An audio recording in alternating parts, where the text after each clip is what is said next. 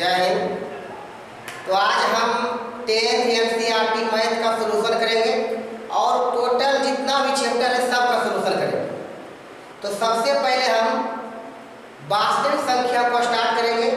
तो इसका पहला चैप्टर स्टार्ट करने से पहले हम इसके बारे में बताएंगे, इसका फॉर्मूला क्या होता है। तो सबसे पहले जानेंगे हम वास्तविक संख्या किसे कहते हैं। वास्तविक संख्या, वास्तविक संख्या का मतलब होता है परिमेय और अपरिमेय संख्या के जो परिवार बनता है उसी को हम वास्तविक संख्या कहते हैं। इसमें परिमेय संख्या एंड अपरिमेय संख्या का संग्राम, दोनों के संग्रह जो बनेगा वही वास्तविक संख्या का है। जैसे 1 0 0/1 √5 √3 √9 पाई etc. ये सब वास्तविक संख्या कहलाता है। इसमें जो है ये 0 0/1 इसका मान 0 आएगा। ये सब परिमेय है और रूट का मतलब है कि सब क्या है अपरिमेय है। इसमें √9 परिमेय संख्या हो क्योंकि इसका पूरी वर्गमूल निकलेगा। और पाई 1 अपरिमेय संख्या क्योंकि इसका दशमलव प्रसार अशांत अनावर्ती होता है। तो वास्तविक संख्या में सबसे पहले हम परिमेय संख्या के बारे में जानेंगे। परिमेय संख्या, परिमेय संख्या मतलब तो जिस संख्या को हम p/q में लिख सकते हैं, जिस संख्या को p/q के रूप में लिखा जाता है उसे क्या कहते हैं? उसे परिमेय संख्या कहते हैं। जहां इसका एक रेंज है PQ पूर्णांक तथा Q ≠ 0 होना चाहिए। मैंने किसी भी संख्या को हम बटा में लिख सकते हैं और PQ दोनों पूर्णांक होना चाहिए और नीचे में जो रहता Q उसका मान कभी भी शून्य नहीं होना चाहिए, इसीलिए Q ≠ 0 लिखा है। जैसे भी इसका एग्जाम्पल हो जाएगा 1 3.4 √9, अब √9 का वर्गमूल निकलेगा पूरी 3, इसलिए ये भी परिमेय है। √16 ये भी परिमेय है। 22/7 ये भी परिमेय है। 8 4/7 etc. ये सब परिमेय संख्या है। इसे हम किसी को भी हम p/q में लिख सकते हैं और दोनों p और q दोनों पूर्णांक भी होगा। अब इसमें क्या है नोट पॉइंट में समझ लेंगे कि परिमेय संख्या का दशमलव प्रसार शांत होता है, शांत या अशांत आवर्ती होता है। परिमेय संख्या को जब दशमलव में बदला जाए तो उसका दशमलव प्रसार जो होगा शांत आएगा, यानी कहीं पर कुछ दूरी जाके कट जाएगा। या तो अशांत भी होगा तो आवर्ती होगा, रिपीट करते रहेगा, एक ही अंक बार आते रहेगा। ये हो गया आपका परिमेय संख्या। अब हम आगे अपरिमेय संख्या के बारे में जानेंगे। दूसरा पॉइंट है अपरिमेय संख्या। इसका उल्टा परिभाषा बनाएगा, जिस संख्या को p/q में नहीं लिखा जा सकता उसे अपरिमेय संख्या कहते हैं। और जहाँ PQ पूर्णांक और इसमें भी Q ≠ 0 होना चाहिए। लिख देंगे जिस संख्या को p/q के रूप में नहीं लिखा जा सकता है उसे अपरिमेय संख्या कहते हैं। लेकिन जहाँ PQ पूर्णांक तथा Q ≠ 0 होना चाहिए। Q ≠ 0 मतलब Q बराबर कभी भी 0 नहीं लेना। लेकिन क्यों नहीं लेना? कि अगर P बटे Q कोई संख्या है, अब P का मतलब क्या ले लीजिए, जैसे 2 4 कुछ ही ले लीजिए, नीचे अब 0 ले लीजिए, इसका मान अनडिफाइंड हो जाएगा, इसका परिभाषित मान नहीं होगा, इसका मान क्या हो जाएगा, परिभाषित हो जाएगा, ये कोई संख्या नहीं है, इसीलिए हम नीचे 0 नहीं लेते। अब यहाँ परिमेय संख्या का परिभाषा हो गया। अब इसका एग्जाम्पल जानेंगे, जैसे √2, √3, √5, √6, पाई एक ग्रीक शब्द है और ये अपरिमेय होता है, क्योंकि इसका दशमलव प्रसार अशांत अनावर्ती होता है। कई बार परीक्षा में पूछा गया पाई कौन संख्या है, तो याद रखना कि अपरिमेय संख्या है। 1.10, 100, 100, 100 डॉट ये भी अशांत अनावर्ती, इसका दशमलव प्रसार अशांत अनावर्ती है, अशांत अनावर्ती है, ये इसलिए यह भी अपरिमेय संख्या है। और एग्जाम्पल लेना चाहते तो आप ले सकते, जैसे √10, √2 बटे 5, 3 + 2 5, ये सब अपरिमेय संख्या है। इसमें किसी का दशमलव प्रसार किया जाए तो अशांत आएगा और उसमें भी अनावर्ती हो, मैंने इसमें नोट में लिख देंगे कि इसका दशमलव प्रसार में विस्तार होता है, अशांत अनावर्ती होता है, अशांत अनावर्ती होता है। अब हम आगे जानेंगे प्राकृत संख्या। प्राकृत संख्या, प्राकृत संख्या में जो गिनती की संख्या उसे हम प्राकृत संख्या कहते हैं। गिनती की संख्या को प्राकृत संख्या, गिनती की संख्या को क्या कहते हैं, प्राकृत संख्या कहते हैं। जैसे गिनती हम कहाँ चालू करते हैं, 1 2 3 4 5 6 जहां तक जाए, तो सबसे पहला प्राकृत संख्या 1, सबसे छोटा प्राकृत संख्या 1, सबसे अंतिम प्राकृत संख्या अनंत और सबसे बड़ा प्राकृत संख्या भी अनंत पर जाएगा। आगे जानेंगे पूर्ण संख्या। पूर्ण संख्या, तो प्राकृत संख्या के आगे हमको शून्य लगा देना है, शून्य, तथा प्राकृत संख्या के संग्रह को क्या कहते हैं, पूर्ण संख्या कहते हैं। क्या कहते हैं, पूर्ण संख्या कहते हैं। माने इसमें प्राकृत संख्या भी रहेगा और शून्य भी रहेगा, दोनों मिलेगा तो पूर्ण संख्या बनेगा। जैसे 0 1 2 3 4 जहां तक गई, तो सबसे छोटा पूर्ण संख्या 0, सबसे प्रथम पूर्ण संख्या 0, सबसे बड़ी पूर्ण संख्या अनंत, सबसे अंतिम पूर्ण संख्या अनंत होगा, अनंत पर जाएगा, जिसका कोई निर्धारित मान नहीं, आगे बढ़ सकता है। अब इसमें एक परीक्षण पूछ दिया जाए कि पचमा पूर्ण संख्या क्या होगा, पचमा पूर्ण संख्या उसमें काम कीजिए 4 होगा, पचमा पूर्ण संख्या क्या होगा 4, इन काउंटिंग कीजिए, पहला दूसरा तीसरा चौथा पचमा। इसी प्रकार कहा गया आपसे 20वां पूर्ण संख्या क्या होगा, 19 होगा, कम करके बोलना। अब हम आगे जानेंगे सम संख्या। सम संख्या, तो जिस प्राकृत संख्या में 2 से पूर्णतः भाग लग जाए, जिस प्राकृत संख्या में 2 से पूर्णतः भाग लग जाएगा वही क्या है, सम संख्या है। इसका एग्जाम्पल क्या हो जाएगा, जैसे 2 4 6 8 10, इस तरह जो भी हो सकता है, जिसका जोड़ा लगे, 2 से पूरा पूरी कटे, जो भी प्राकृत संख्या में 2 से पूरा पूरी भाग लगेगा वही क्या कहलाएगा, सम संख्या कहलाएगा। अब इसका एक सूत्र भी होता है सम संख्या, सम संख्या का सूत्र होता है सम संख्या बराबर 2n, जहां n क्या है, प्राकृत संख्या, n क्या होगा, प्राकृत संख्या। अब n के मान आप कोई भी प्राकृत संख्या ले लीजिए, 2 से गुना कीजिए, उसका मान सम संख्या, ये भी परीक्षा में पूछा गया है, इसको लिख लीजिए। अब हम आगे विषम संख्या के बारे में जानेंगे।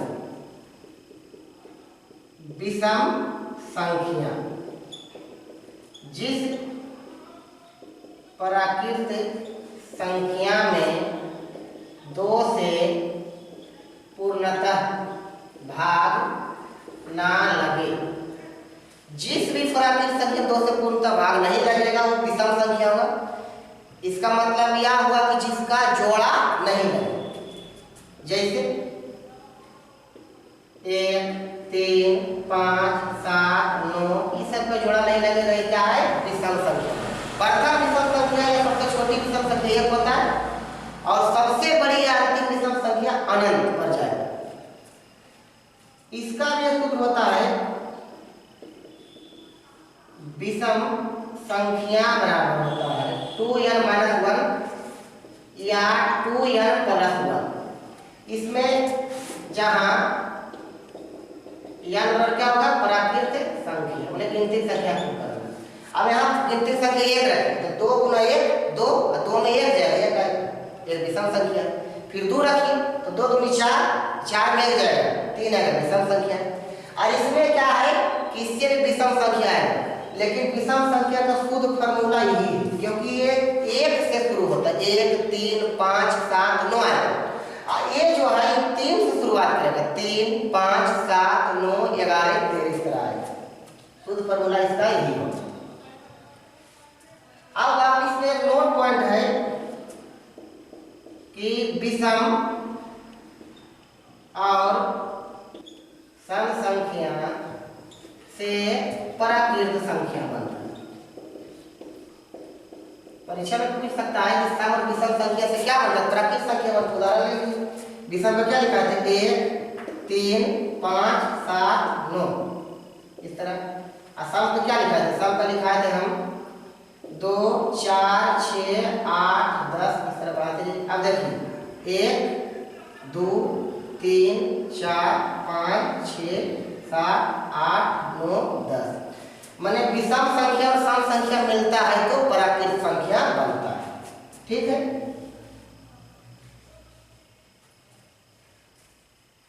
अब हम आगे जानेंगे अभाज्य। अभाज्य या इसे हम ऋण संख्या कहते हैं। अभाज्य या ऋण संख्या जिसका 2 भिन्न भिन्न अपवर्ग हो, केवल 2 भिन्न अपवर्ग हो, केवल 2 होना चाहिए, वो दोनों भिन्न भिन्न होना चाहिए, उसी को हम अभाज्य या ऋण संख्या कहते हैं। इसका एक परिभाषा और है कि एक से बड़ी वह प्राकृत संख्या जिसमें एक और स्वयं के अलावा किसी अन्य संख्या से भाग ना लगे उसे अभाज्य संख्या कहते हैं। उल्लंघन परिभाषा ही शॉर्टकट परिभाषा है।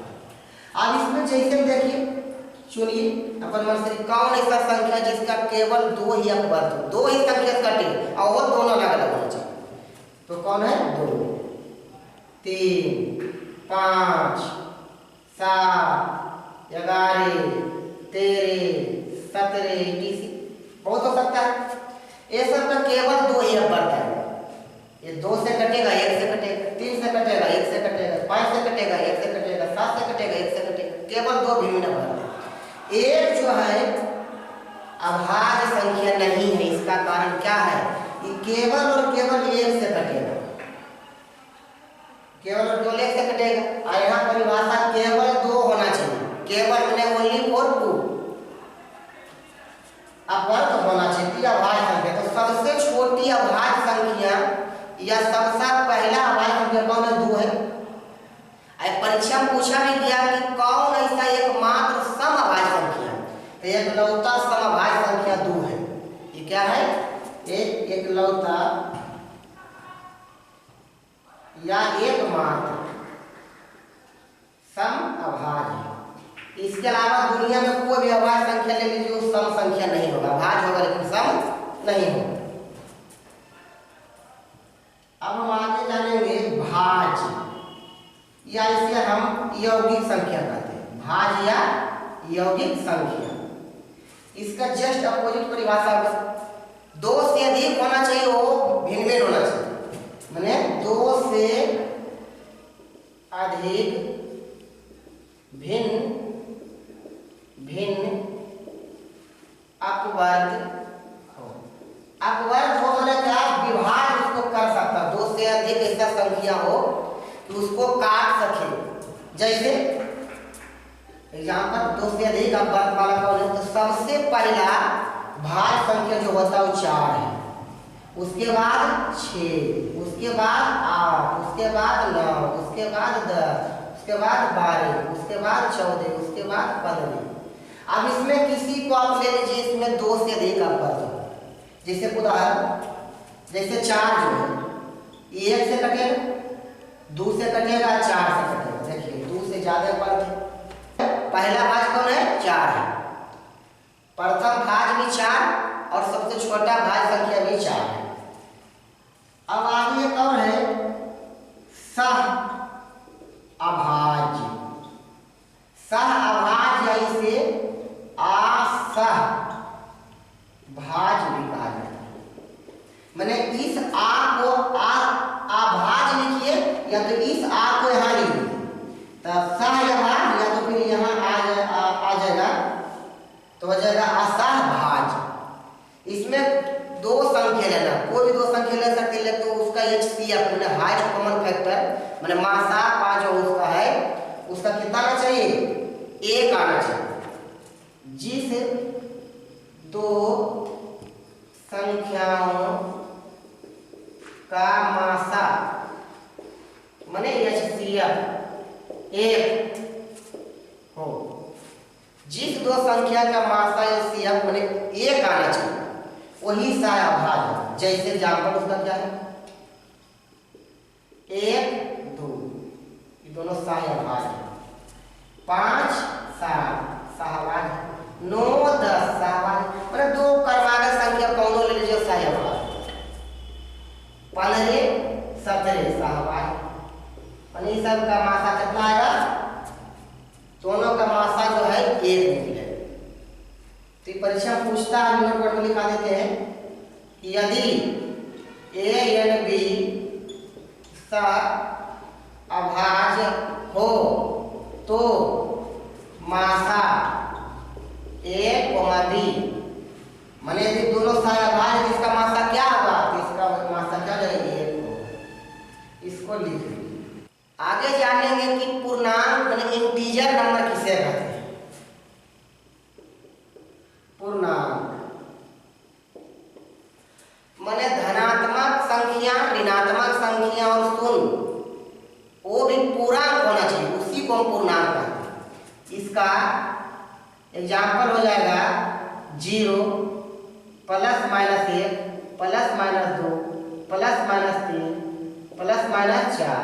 इसी पढ़ते गए, इसे हम मंझली कोष्ठक में लिखेंगे, या फिर इसको तरीका से और लिख सकते हैं।